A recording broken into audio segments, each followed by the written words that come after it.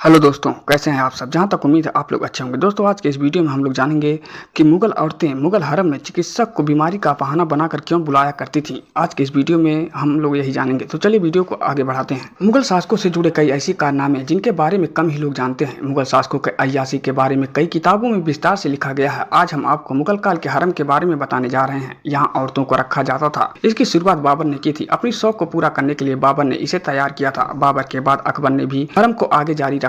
कहा जाता है कि हरम में 5000 से ज्यादा रानियां रहा करती थीं। कहने के लिए रानियां थीं, लेकिन इनकी हालत बद से बेहतर होती थी। इतालवी चिकित्सक निकोलाओ मानुची ने मुगलों के हरम के बारे में अनकही बातों के बारे में विस्तृत जानकारी दी है। मानुची की मुगल इंडिया किताब में लिखी बातों को माने तो हरम में रहने वाली औरतों की हालत बद से बदतर थी। इस हरम में राजा के अलावा कोई दूसरा मर्द झांकता तक नहीं था, लेकिन बीमारी के इलाज के लिए हरम में चिकित्सक को जाने की अनुमति। मानुची ने अपनी किताब में बताया है कि वो लेखक होने के साथ साथ एक चिकित्सक भी था और उनके मुगल शहजादे द्वारा सिकोहा के साथ घनिष्ठ संबंध थे। अपनी किताब में मानुची ने लिखा है कि हरम में महिलाएं चिकित्सक को पकड़ लेती थी, उनके हाथों को चूमती थी। कई बार तो महिलाएं अपने प्राइवेट अंगों तक चिकित्सक का हाथ ले जाती थी और चिकित्सक को यह सब चुपचाप सहना पड़ता था, क्योंकि इन औरतों की निगरानी के लिए हट्टे कट्टे हिजड़ों को लगाया गया था। ये हिजड़े किसी को भी धराशायी करने के लिए काफी थे। मानुची ने यह भी लिखा है कि चिकित्सक के साथ ये सब हरकत करने के लिए औरतें बीमारी का बहाना बनाती थी। कारण वही था कि राजा के अलावा हरम में किसी भी मर्द को जाने की मनाही थी। औरतों के पास सिर्फ यही बहाना बचता था कि वे किसी मर्द को छू सके। हरम में रहने वाली औरतों की खिदमत खूब होती थी, लेकिन बंदिश में। हरम में कई ऐसी महिलाएं होती थी जिन्हें मर्द स्पर्श करने में सालों बीत जाते थे। यहाँ कुछ औरतें शादी करके लाई जाती तो कुछ उनकी मर्जी के बिना जबरन हरम की जिंदगी जीने के लिए ढकेल दी जाती थी। अबुल फजल द्वारा लिखी गई आईने अकबरी में भी हरम के बारे में विस्तार से बताया गया है। इसमें साफ साफ लिखा गया है कि बादशाह अकबर के हरम में 5000 औरतें थीं। अकबर से पहले जो भी बादशाह